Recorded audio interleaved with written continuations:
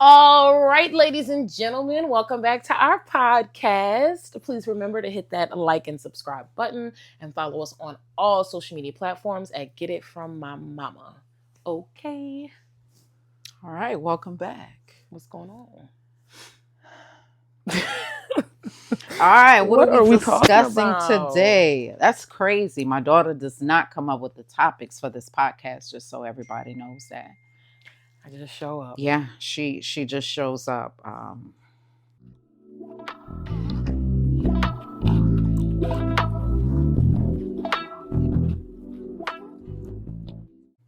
It's fine.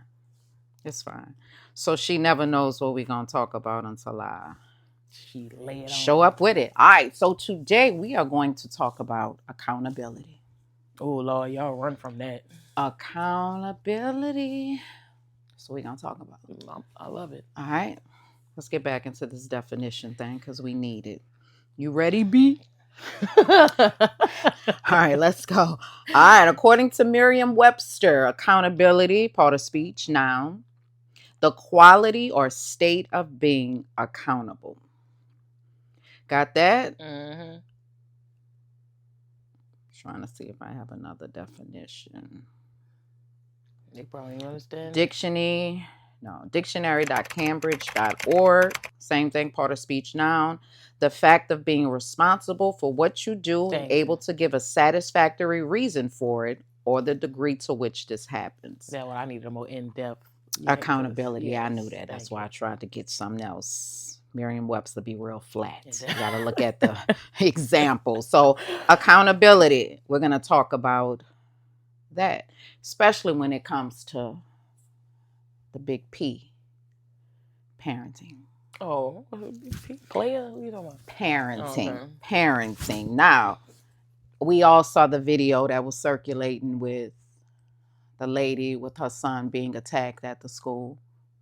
You didn't see the video? No, you talking about the lady that got jumped by them kids? I said attack, you said jump. Yeah, and it wasn't at the school. It was down the street from the school. Very good, because we love to throw the school up in there. You are correct. So she was walking from the school. Correct. And she was attacked. She was jumped by y'all ridiculous kids. She was jumped, attacked. And her kids were also jumped as well. The girl got her hair pulled, but got mixed on. She didn't. Yeah, it's ridiculous. So what are the ages of those kids? What you say? I think it was ages 7 to 13. All right. Utterly ridiculous. What's your perspective on that? I kind of I'm in the middle because I want to say it's a parenting thing, but I know that a parent can do, you can tell your kids to do X, Y, and Z, and then they go out and do what they want to do. But to that extent, I'm going to say it is a parenting thing. It's no way your kids is jumping a grown woman. Well, I'm going to ask you to pick a side. But that's why it's hard, Mama, because I do feel like parents it's not can hard. What was the ages again? 7 to 13. 7 to 13. So I'm going to ask you again. What side you on? I mean, I'm not on the kids' side. I'm not on. Pick a side. But it's not a pick. I'm not on the kids. I'm not on the kids' side or the parents' side. I feel like everybody is equally wrong in this situation. Parents, get your kids, know what they're doing, do better. And kids, why are you jumping a grown woman? So it's who to blame? Parenting starts at home. So for you to tell me that you don't know who to blame, a 7-year-old Najee? But I'm saying, that's like you've raised us to be model citizens. Okay, well, let's stop there. You reap what you sow. Correct. You understand that? Correct. A 7-year-old we talking about? How does a 7-year-old become a 7-year-old? I mean, yeah, their parents raised them up to be to get where they are now. Okay. Most of the behaviors you're seeing, they didn't just happen overnight. Are you right? So for kids to think it's okay to jump on somebody, that's learned behavior, or that's behavior you've seen. That's not something that just happens overnight.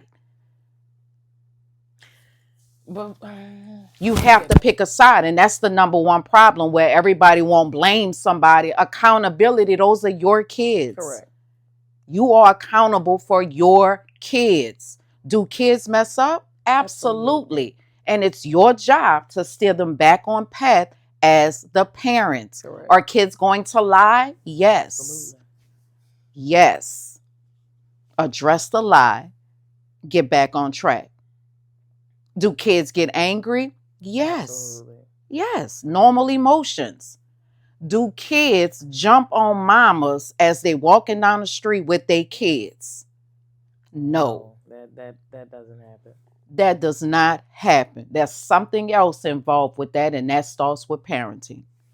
I'll take that. All right. We're not about to sit here and I wasn't trying to defend the kids though. What I'm saying that's is, what it sounded like. No. I'm saying is, parents can raise their kids to be good people, and kids sometimes just do what they want to do regardless. That's correct. So that's what I'm However, saying, it doesn't mean that as a parent you just hands No, off with didn't that. say that. All Didn't right. say So that. your kids are gonna go to school. You absolutely right. A lot of times they turn into different humans when they get to school. That's what I'm saying. However, the problem gets addressed if that's what's going on. If the teacher contacts you and say, listen, when Najee gets here, Whole different ball game. I have to constantly keep telling her to, please don't talk during instruction time.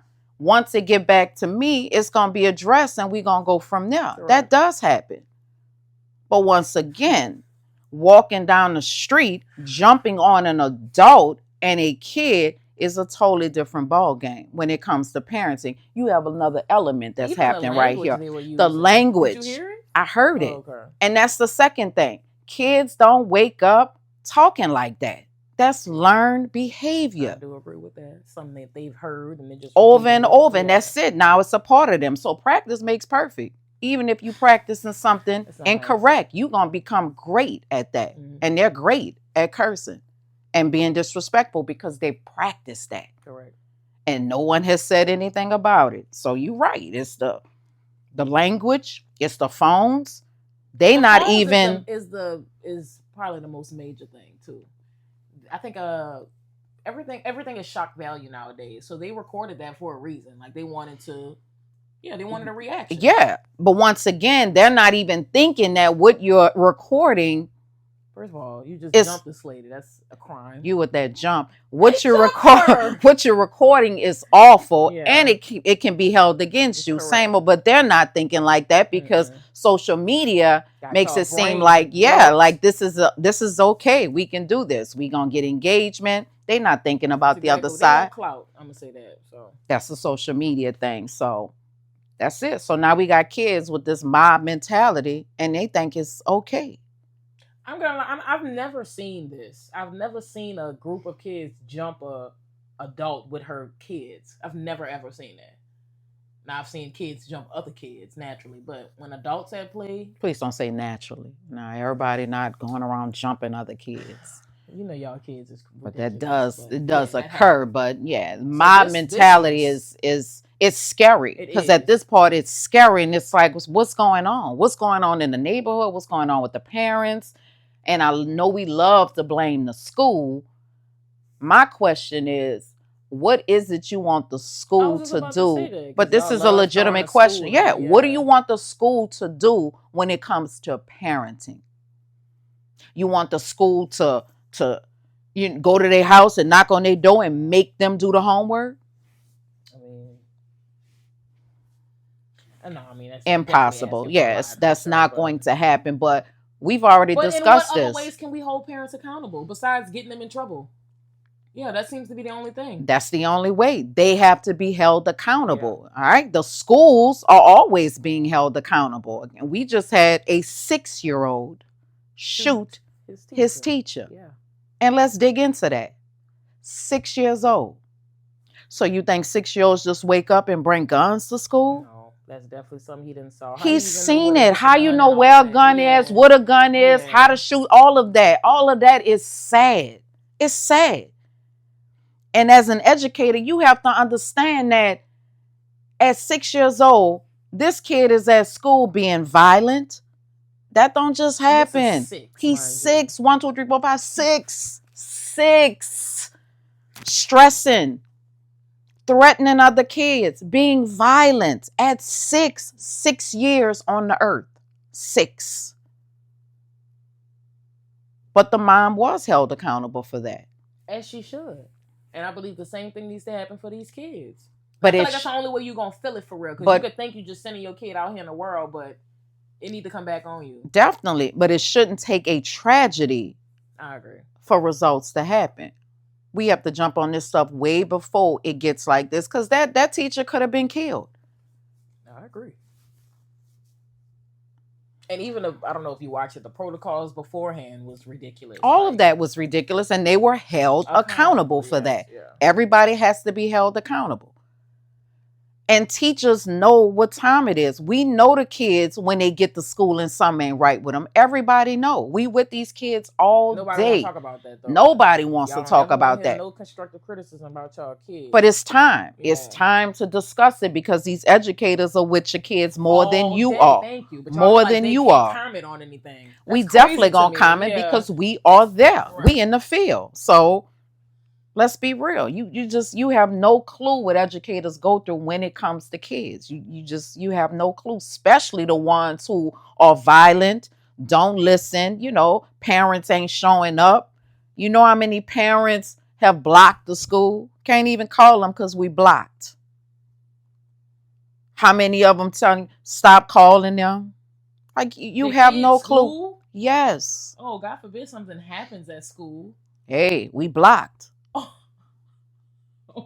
Yeah, 14 different phone numbers. You can't even get in touch with them. That's the stuff we don't want to discuss. Yes. Your kids' school? They don't want to hear none of that. And the sad part is, do you go to your job and can't do your job? Imagine going to your job every day and you can't even do your job. I wouldn't even go. Wouldn't even go. And it ain't even about educators not getting paid, because there's some of them that'll show up despite the money. It's because it's in them to do it. Correct. They do it because it's in them.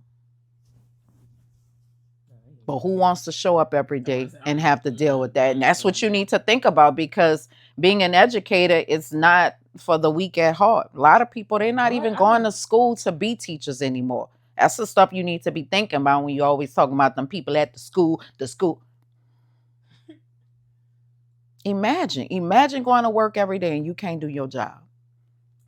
Every time you go to work, it's 1 or 2 people who make it impossible for you to do your job. That's what kids have to go through every day, because it's 1 or 2 kids that's sitting up in that classroom out of control because of parenting. Parenting. But I get it from a mama. I'm here to support, enrich, and help and assist. And that's what we're going to have to do. We have to, because this... are y'all serious right now? Seriously, you are the parents. It's you. If I saw my kids on video attacking a woman and her child, like that would have been a whole nother news broadcast. It would have been me. Easy. But see, that's the hands thing. Like, down. I don't think easy. They're scared of their parents, because that's all I would have been thinking. Like, well, don't get me in this. Like, I don't want to be nothing in this. But my mama will break my neck. A lot of them out here. Yeah. Like, I don't think they're not. I ain't gonna say scared of their parents, but they don't respect their parents, because I don't know what it is. Y'all don't want to be our kids' friends. Respect is a big thing. Yeah. So the way they talk, that's how they're going to talk to adults. That's how they talk.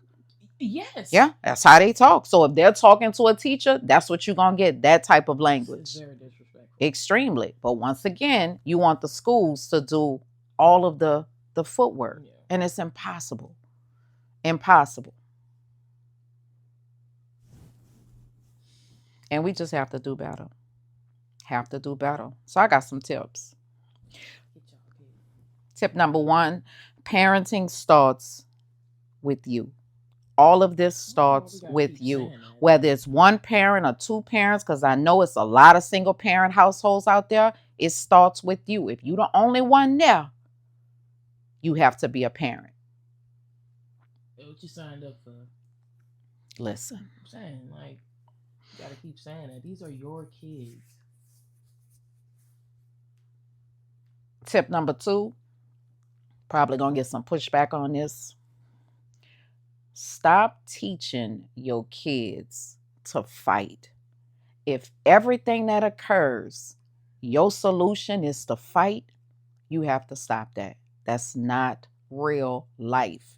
Anytime something goes wrong, it does not deserve to be a fight. Our kids think everything is fight worthy. And we're not talking about just regular fight. We talking about to the death fighting. Please stop that. That is not healthy and it's not real life. You're setting them up for prison.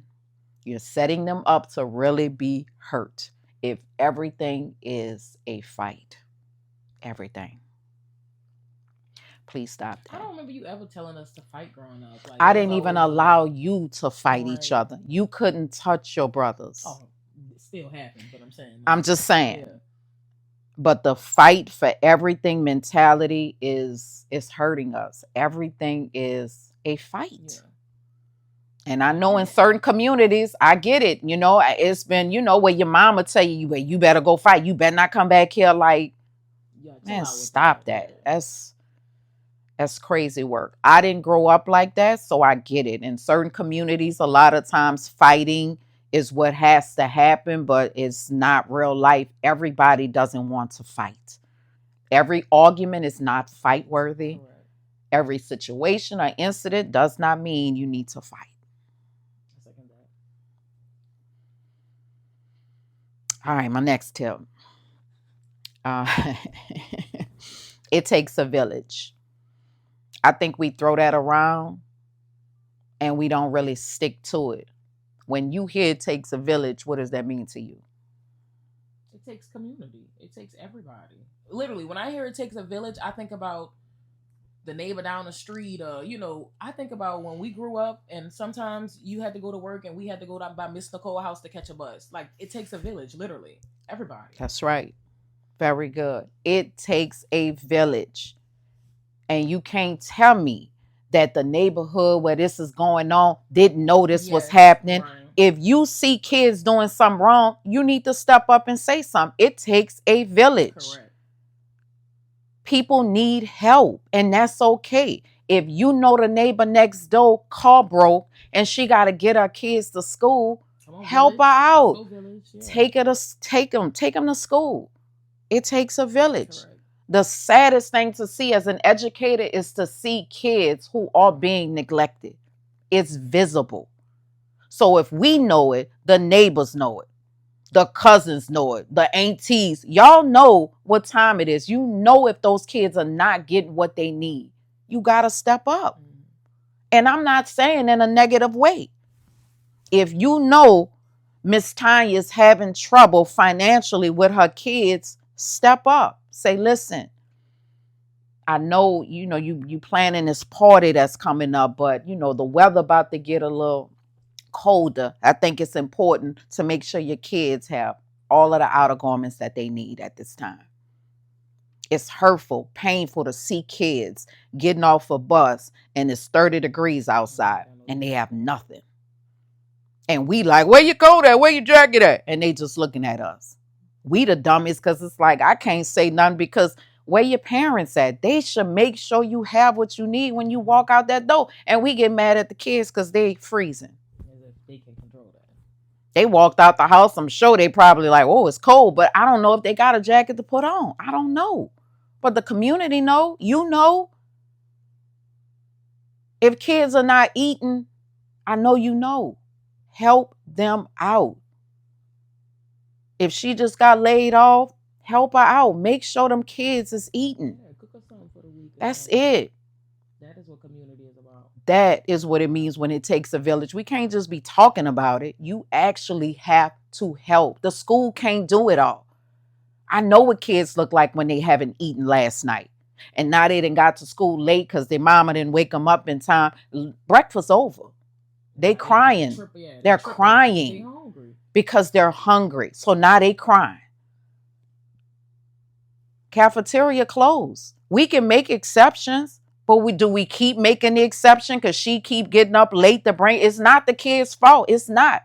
But you know what teachers do? They're going to always have a little to-go option, something up in their classroom to make sure that kid gonna have something in their belly until lunchtime comes. You're not yourself when you're hungry. You know that. So kids come into school and they don't have the fuel in their body. It's a waste of time. They're not going to be able to do what they need to do. So it takes a village. Step up. We can't keep talking about it because y'all know. You know the women out there who's struggling, who not doing what they should be doing, not because they don't want to. A lot of times the resources aren't there. So if you can point them in the direction of the necessary resources, help them. Help these kids. Some of these parents, the utilities off. If you notice, help them. You know how sad it is to hear, like, they don't got no water. How y'all just talking about that? If you know that family don't have no water, help them. And I'm not saying you're supposed to pay the bills, but help them. Maybe they having an issue with managing their money. But water, them kids need water. Now they coming to school filthy. Uniform hasn't been cleaned all week. They sleeping in the uniform. And y'all know it. Step up. It takes a village. But thank you for. I don't think they knew what that actually meant. And seriously, because when you say it takes a village, a lot of people think that you're just talking about like your own family. No, everybody. No. And sometimes it's people in the family know what time it is, and they're not helping out. Correct. I get it. So within your little, family village, you're not helping out. But you just want the school to do everything. We doing our part. Trust me, we need everybody. All hands on deck. And it's time to shout out those parents who handling their business. Shout them out. We see y'all. We see y'all. I got a parent right now who cuts up for her baby's snack day. She cuts up without a knife. And I'm starting, we had a cut up crew. You know them parents, mamas, daddies out there who cutting up for their kids? Give them a shout out.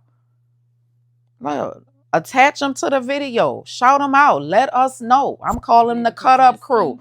She cuts up for her baby. She cuts up so much that, I seen her Friday. We had something at school. I had to meet her to tell her thank you for cutting up like that. She only required to bring 25 snacks for the kids. She bringing snacks, treats, gift bags, gifting everybody. It's amazing. So that lets me know she's pouring into her child, and that's a great thing. We should be pouring into them from 0 all the way to 12th grade. Not just 12th grade, 0 to 12th grade. And I love it. So if you part of the cut up crew, let me know. Let me know. Accountability. We cutting up without knives. Come on, cut up. Cut up. What y'all say? She ate? Yeah. She ate that. Oh my goodness. And I appreciate it. Accountability is real. That's all I have. Oh, it was wonderful. A wonderful. Thank you, baby. Section on accountability. Yeah, I love the kids. We know. I love them. Okay. Alrighty. Well, I hope you guys know what accountability means. Thank you for tuning into this episode, and we'll see you again next week. Love you guys. Oh.